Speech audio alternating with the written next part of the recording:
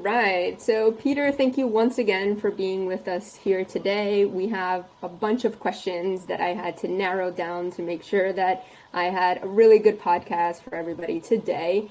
But I thought about just starting with a general overview of your career. Just looking at your LinkedIn is super impressive. So, you have more than 20 years of experience within sustainability.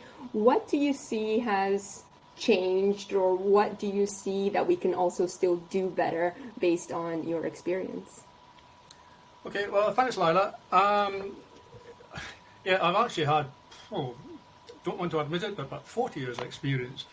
I've been involved with sustainability since, around about the time that Gro Brundtland did her Sustainable Development report. Actually came, as you know, background is civil engineering. I've done a lot of work with projects, with infrastructure projects, and then I was working in Hong Kong. Came back from Hong Kong when I was with Arup. We had a major project in the West Midlands of England, which is investigating abandoned limestone workings, which is a legacy of the Victorian Industrial Revolution. That got me into thinking about things environmental, because in order to stabilize these mines, we used a mixture which we invented called rock paste. Now, rock paste is limestone, colliery spoil from the old coal mining areas, and water. And what hit me was we were using this mix. So we're actually using colliery spoil, a waste product from a previous industry, to solve a problem with another industry. And I thought that was pretty cool. So from there, I persuaded Arup to let me start up an environmental group in the Midlands, where we did land remediation. And again there, one of the things about me, I'm actually a geotechnical engineer, which is a part of civil engineering. So we always deal with the ground. And one of the things that struck me about land reclamation was we used to send a lot of material, contaminated material, to landfill, which wasn't very good. So one of the major projects I was involved with, we were able to treat all of the contaminated material, clean it up. What we couldn't clean up, we buried deeply. And the whole project was done without moving any contaminated material off-site. So I thought, wow, this is good. Then we came to the environmental, if you like, environmental revolutionaries, where agitators were saying we have to save the environment at any cost. And that always concerned me, because I thought, well, how can you do things with no cost implications, with no cost assessments? So then when sustainability came along, I thought that was the key, because as you know, sustainability, we take into consideration costs and the environmental issues associated with the cost. And then I thought this is a far better longer term solution, because it's much more robust. And actually, create a pun, it's sustainable. So Arup were brilliant, because they then allowed me to set up a sustainability group in the Midlands, which then became part of Arup's global sustainability business. And it was while I was with Arup, I sort of developed or helped to develop SPEAR, which was a brilliant sustainable assessment tool, he says modestly. And it's still working today. It was launched in 2000, and it's still being used today, slightly modified and updated. And then since 2000, the first 20 years I was working with Arup, or the 15 years working with Arup, basically going around the world talking about sustainability. And one of my claims to fame is I think I'm arguably the first person to give a lecture on sustainability in Russia. And it went down like a dead stone. But that's the story of sustainability. You've got to keep plugging away. As I quite often say to people, that's why I've got a flat nose, because of the number of doors that have been banged in my face as I've been trying to convert them to sustainable ways. But anyway, you say what's changed over the last 20 years? A lot. At times, I think, oh gosh, I'm hearing the same arguments, the same old things. But then when I think about it, starting off in 2000, climate change wasn't an issue. I mean, we were still living in the land of Brundtland, where she was saying that sustainable development, you've got to look after future generations to meet their own needs. And in the 2000s, we were still thinking of that. Of course, now we are the future generations, and it's hitting us very, very much in the face now. So it's not our children, it's not our children's children. So that's one of the big fundamental changes. The circular economy has come into being, and again, that I think is an essential part of sustainability, is to adopt the circular economy, avoid waste, avoid things dropping out of the value chain and creating value out of wastes. I think the other big change, which I had been pushing for a long time, was I didn't think sustainability could actually get mainstream until the financial world took it seriously. And fortunately, now the financial sector is taking sustainability seriously, and I do believe that is a big factor in now sustainability is mainstream in main corporates and big corporates, as well as you're going down the supply chain, and even small medium enterprises now are having to address sustainable practices. So yes, there have been some positives. We still have some negatives. We've got a long way to go. My biggest concern at the moment is how on earth are we going to make fundamental changes to address climate change. Governments won't do it. There's too much self-interest. If you think of what's happening in South America, recently they had a big conference on saving the Amazon, saving the rainforests. But do you think the big organisations that are growing soybeans and drugs in Colombia and whatever, are they interested in saving the rainforest? I think they're looking for short-term gains, and that's not just in South America. I think within all industries, big corporates and politicians, unfortunately, are taking the short-term view. What we need is to take a longer-term view, and at the moment, I don't see who is going to take leadership of that. But I'm an optimist, and I just hope that maybe Sustainable Pathways will become the world leader. I love it. Thank you so much, Peter. And it's so interesting to see your dynamic and your change from being one of the first people to talk about sustainability to now hearing it kind of happen around you, and also engaging in your background, right? Coming from the civil engineering background and linking that into sustainability. And I'd also be interested in how you perceive that engineering and technology innovation have a big role today in actually addressing the environmental challenges. Do you see kind of this now rise with AI or any other kind of bigger technology? Do you see it as maybe a way out a little bit quicker, or do you see that we might be over depending on these new technologies to potentially save us? Okay, the answer to that is yes and no. Over the years, I think we have, the argument has often been technology will find a way out. And in some ways, I think that we have been fooling ourselves by thinking technology is the solution, whereas one of the biggest solutions is we having to make changes ourselves in our lives and in our needs and wants. Technology is important as an engineer.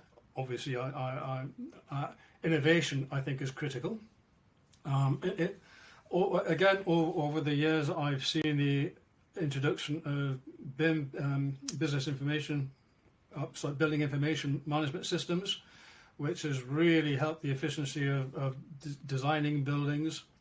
And efficiency, of course, is an essential part of sustainability.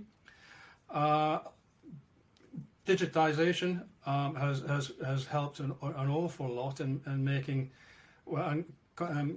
computer power, and we can now do calculations, do assessments that 20 years ago we couldn't even imagine doing. AI has got a place, but all of these systems have their downside. We as human beings are a complex being. We can see the good, but we also use the bad. And again, I think an over-reliance on AI and on technology can be dangerous to us. Example I often used to give when I was lecturing at University of Birmingham was when I started out as a technician, we always used to sketch things out by hand before we started designing them. What happens now is graduates dive into their computers, pick out a program, hit a few buttons, and out comes an answer. They don't know instinctively whether the answer is good or bad. Whereas in the olden days, we sketched things out and we came to a view of either that's nonsense, there's something wrong, or yes, that looks about right. So then when you do the calculations, you know that you're on the right track. And I think that instinctive knowledge we are losing now, that we're relying too much on technology to give us the right answers. And I think one of the broad examples of that, and it is a great generalization, is the recent last 10 years or so shift from petrol is bad, diesel is good. Now diesel is bad, and electricity is good. And those decisions were all made through various calculations without that wider instinctive feeling of, well, what's the downside? And now I think that's one of my concerns about the rapid improvement in technology, is we aren't really appreciating what the unintended consequences are. Now, sometimes unintended consequences can be good, but quite often they can also be damaging.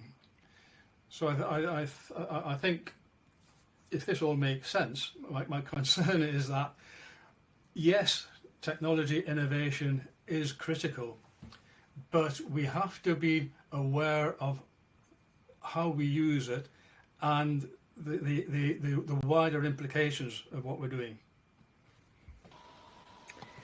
100%, and it's so interesting that you say that, because it's that feeling of the craft, right? It's, am I doing half of this? Am I thinking it through, or am I actually just putting it for the machine to give me an answer? Yesterday I was actually on an interesting talk, and somebody said, oh, I think what people in sustainability tech or climate tech tend to forget is that we're not here to live inside of our digital bubble. We're here to make a real world case and make things work.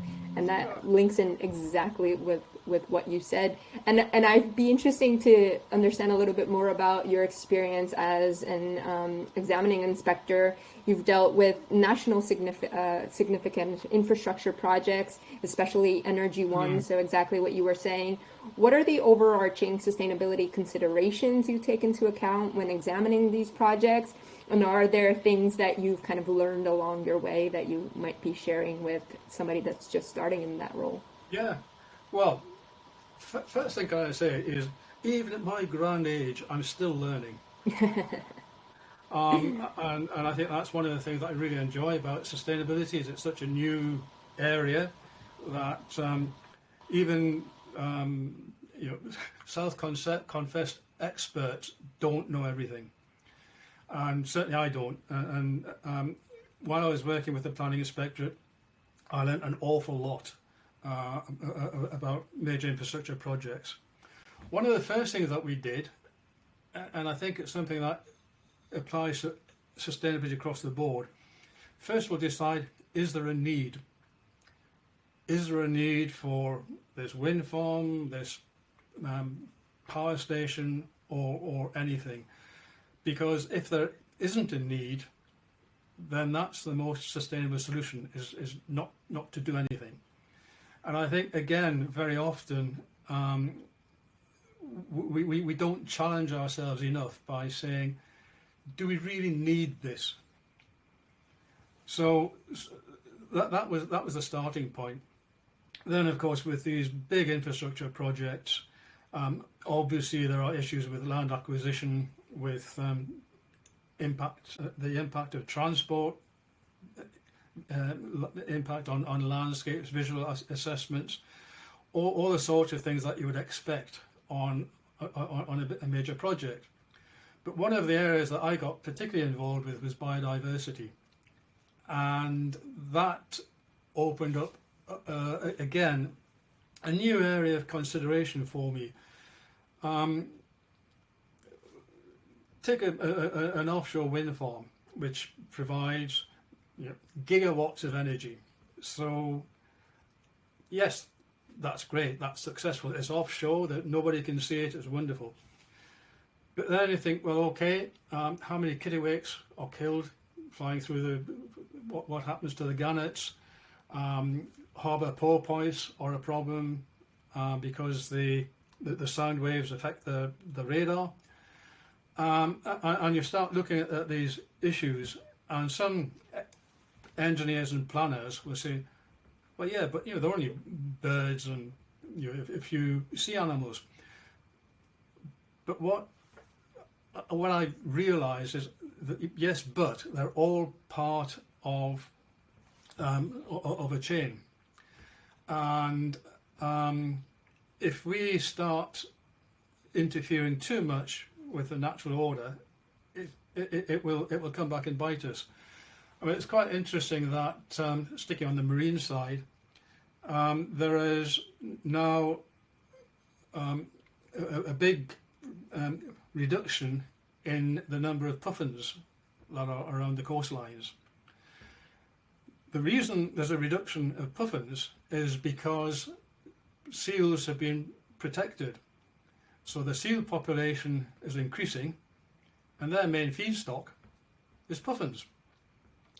So I think we have to be very careful how we intervene with nature.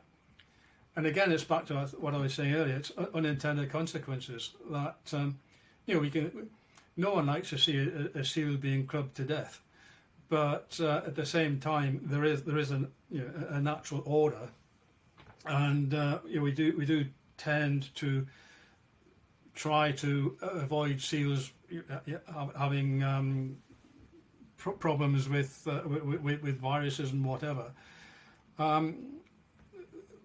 But then it's like sustainability is very complex, because we are affecting the environment that these animals are living in, but it's just trying to optimize our solutions. Now, that's another thing about sustainability. I hear people saying, you have to balance the various stresses within sustainability.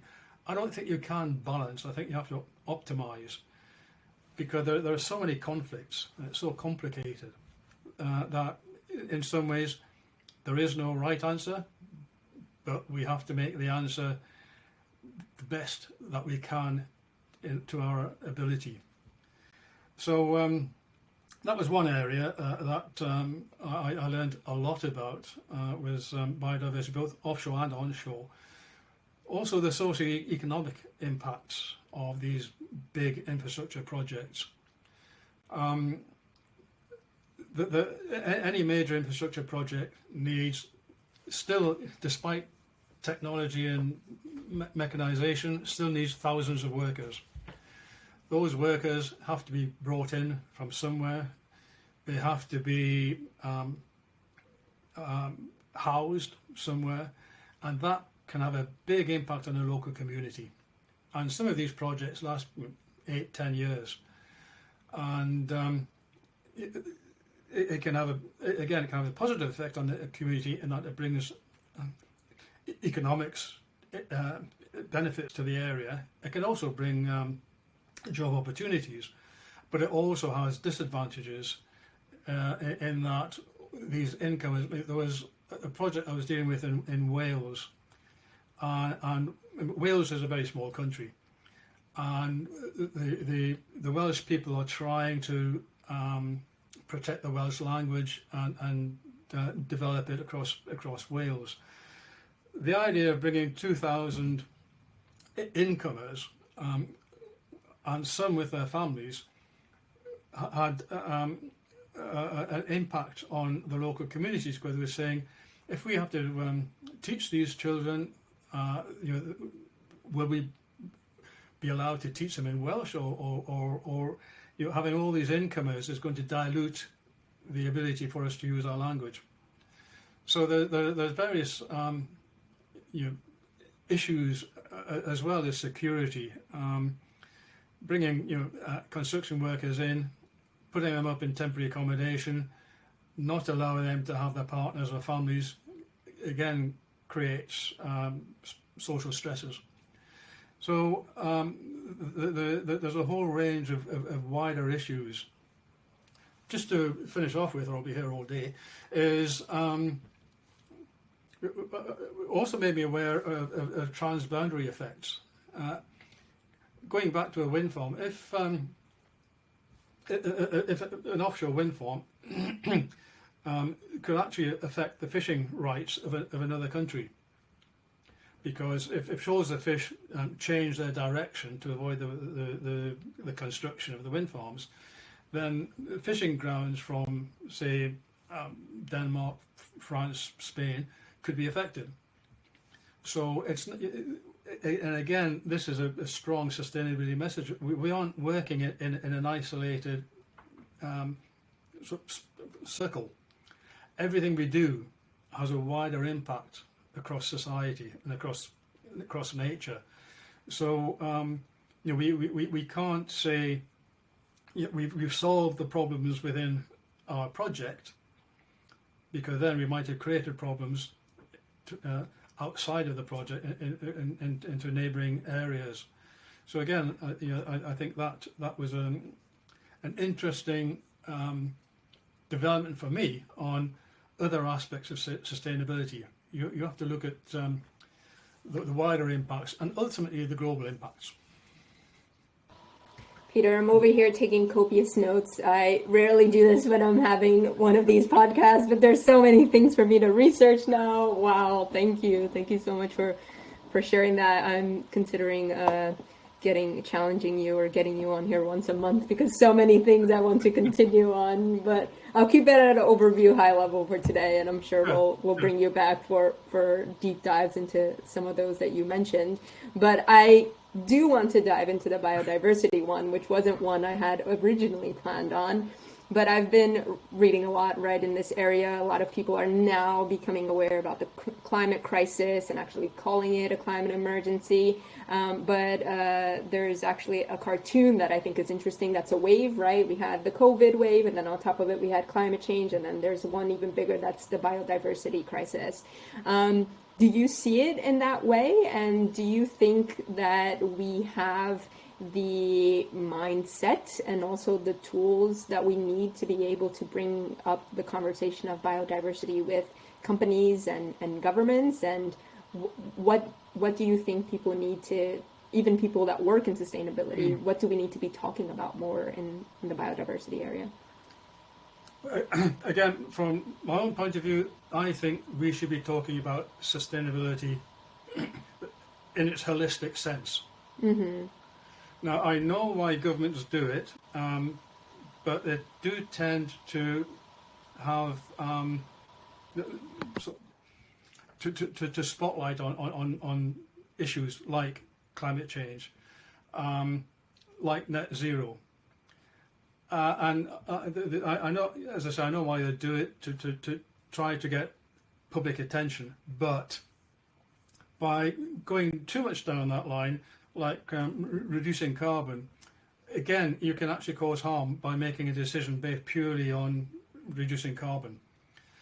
So I think sustainability professionals have got to keep bringing the argument back to looking at the whole.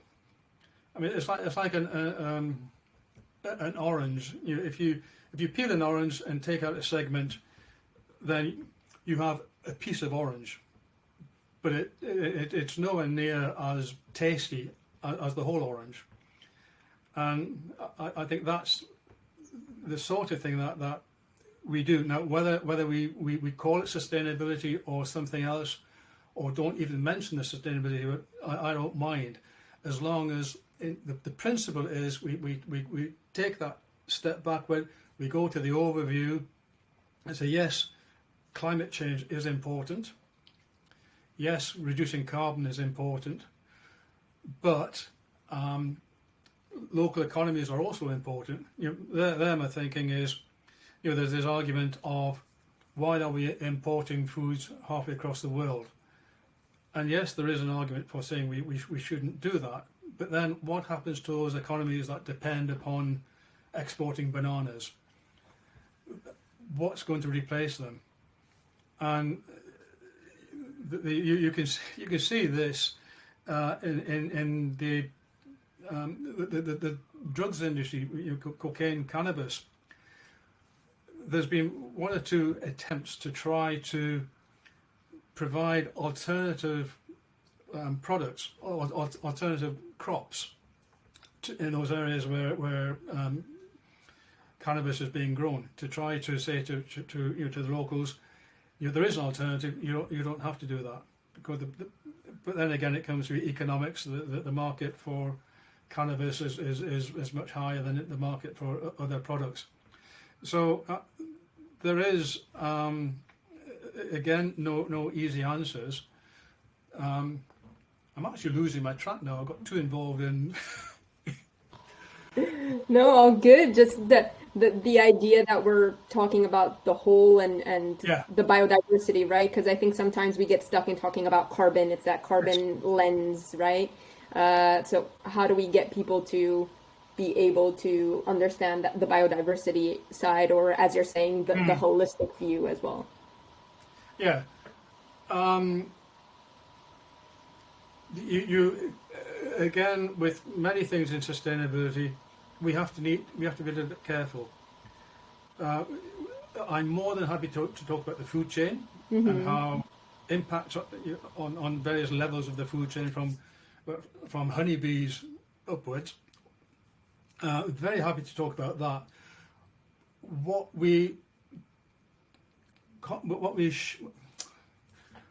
I prefer people not to do, try not to be prescriptive, is to start taking the agitator's view, because the worst thing that could happen for sustainability specialists is to be seen to moving over into the activists arena.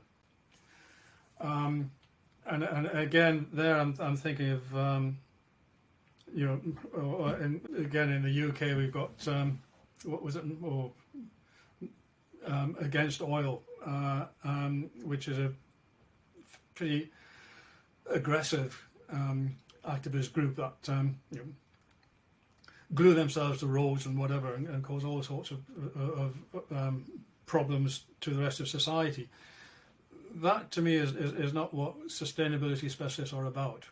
We're about putting forward coherent arguments, listening to other views, and trying to come up with compromises, optimizations, and not being dictatorial.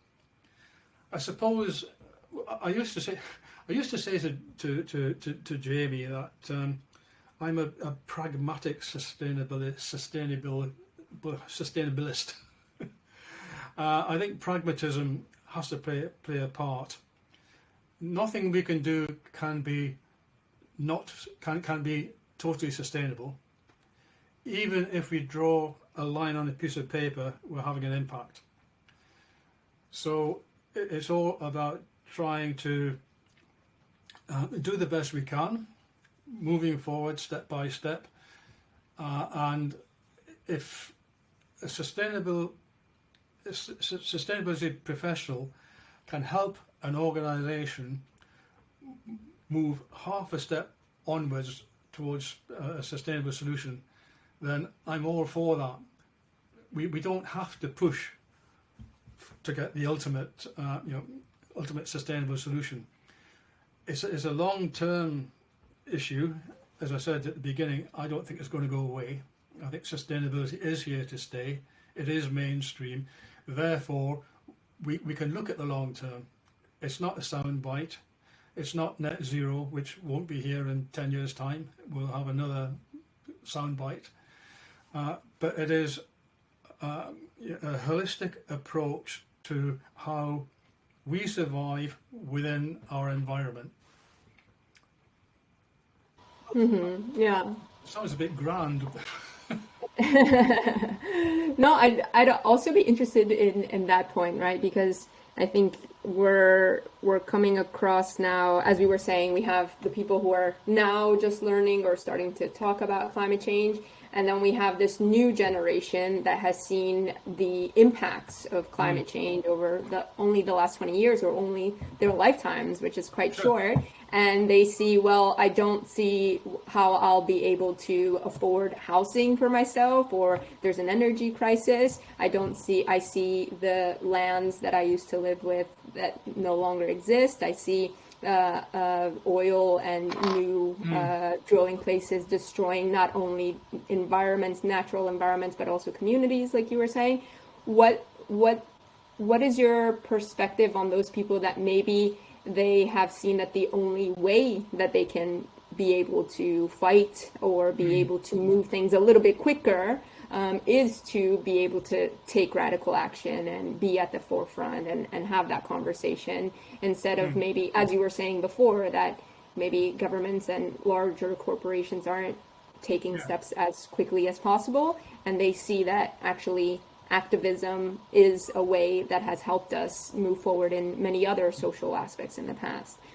What would you kind of say to them to ensure that they are also helping move the movement forward, while maybe also thinking about the impacts of the activism itself?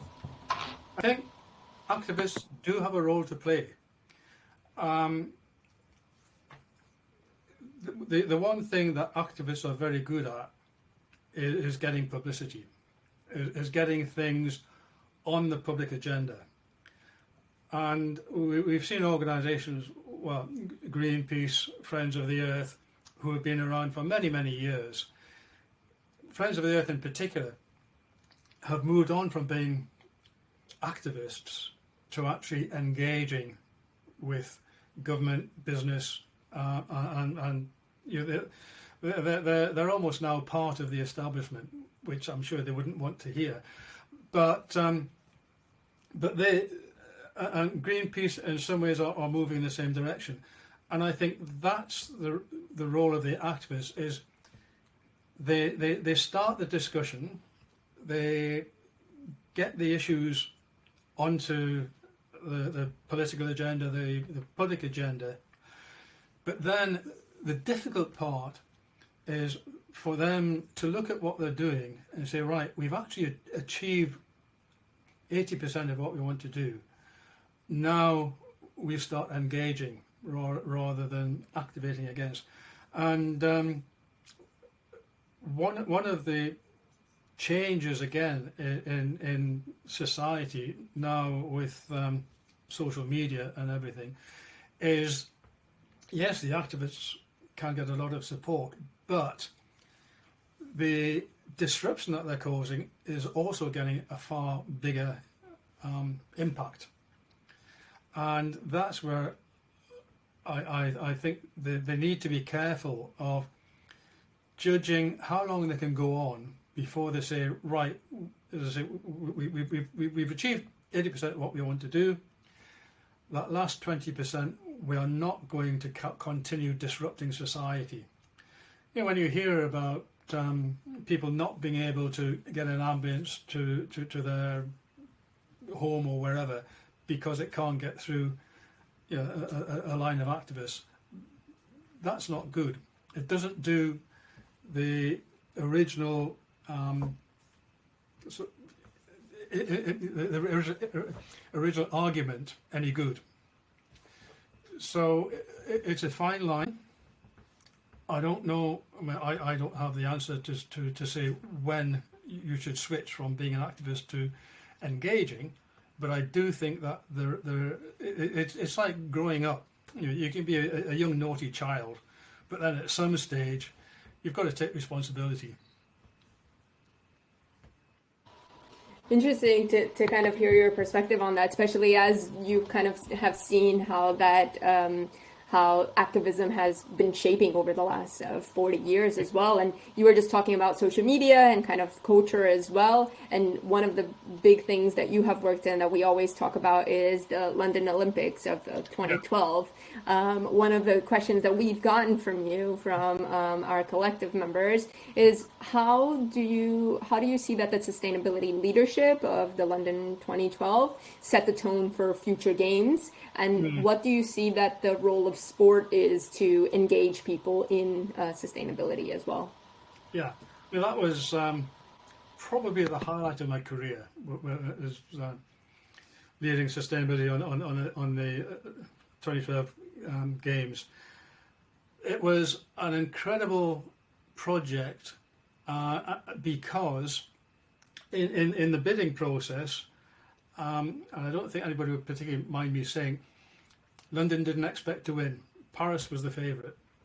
So the bid was produced with probably freer than it would have been if London thought they were going to win. So sustainability was actually part of the bid. And that was part of the reason why London won, is because the whole idea was the London Olympic Park would be the catalyst for revitalising that part of the East End of London. So the legacy was built into it, which I think was brilliant, and it hasn't been for many of the games before and after. Only the only venues that were built permanently were the ones that were needed, like the aquatic centre. That's still heavily used by the public and the public bodies. The velodrome is one of only 3 international standard velodromes in the UK. So again, the other two are in Manchester and Glasgow, so there was a need in the southeast for the velodrome. Other venues like the basketball were temporary venues taken down after the games, so no white elephants. I think a lot of what happened I was responsible for 6 of the sustainability targets, which were energy, waste, materials, carbon, environmental impacts, and biodiversity. There was another team doing the social side. And we achieved or exceeded all but one of the targets. And some of the targets were pretty high. We wanted to have a 40% saving in water use across the whole park. We wanted to save, I think it was 20% of energy use, and we exceeded that. So the targets were hard. One of the reasons why we were able to achieve them was, again, the targets were set in legislation because it was all part of the planning permissions. So even through the economic crisis that happened in 2010, 2011, cuts were being made, but we couldn't cut on achieving those targets.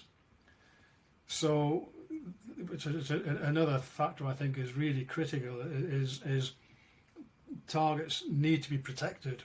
They can't be changed because it gets too difficult. The crazy thing as well is while we had these very demanding targets, they actually help us save money. I mean, the velodrome itself, my favourite building on the Olympic Park, highly sustainable. The roof is a lovely smooth shaped roof. It's actually formed from a steel net rather than a steel frame. First time it was done in the UK, but that in itself saved. The velodrome came in at £4 million cheaper than estimated. Also, by putting in a net roof, that was constructed on the ground and then lifted up, so there was no working at height for health and safety help. It also took off 2 months off the program, the construction program. So I will strongly dispute that sustainability costs more. It doesn't. It shouldn't. I should say it shouldn't. One of the greatest factors within the Olympic Games was the fact that we had a deadline which was immovable, because the deadline was the opening of the 2012 Olympic Games. We couldn't delay that by 2 hours, or else the world would know. So because of that fixed deadline, no one on the park, none of the, I think the 8 prime contractors, dozens if not hundreds of subcontractors, no one wanted to be responsible for missing that deadline. So throughout the 4 years of construction, there was never any disputes over time, cost or whatever. There was no claims. All of the contractors worked together, which is unusual because normally contractors are very protective. But if one contractor found a more efficient way of doing something, they shared it with the other contractors. Now, I was hoping, I think a lot of us on the Olympic Park were hoping that this would start to change the industry as we move forward. Unfortunately, it hasn't happened. Contractors have gone back to their self-interest again. There's not the sharing, there's not the partnership, and the construction industry is still very fragmented. The park itself, I still am very proud of, because it is being used to its full extent. I know 1 or 2 people who are now living in what used to be the Olympic Village, and they thoroughly enjoy the whole atmosphere, because there's still a super atmosphere around the Queen Elizabeth Memorial Park, I think it's called now. So that was 10 years ago, and I think a lot of what we did 10 years ago is highly relevant to today, and I'm surprised but pleased that people still want me to talk about it, because I still think that there is a strong story to be told, there's lessons to be learnt, and we could use that as a basis for moving forward. Yeah, 100%. I think that's one of the dreams of anybody in this area, is to work on such an impactful project, and something that leads to so many people watching it, so many eyeballs, but also the impacts to the future. And that leads me to my penultimate question. I've been looking into your research and your work that you're doing now on the future of cities and circular economy. Are there any types of breakthroughs or insights that you're excited about, or that are starting to pick up traction and are no longer a trend, but are now becoming a norm?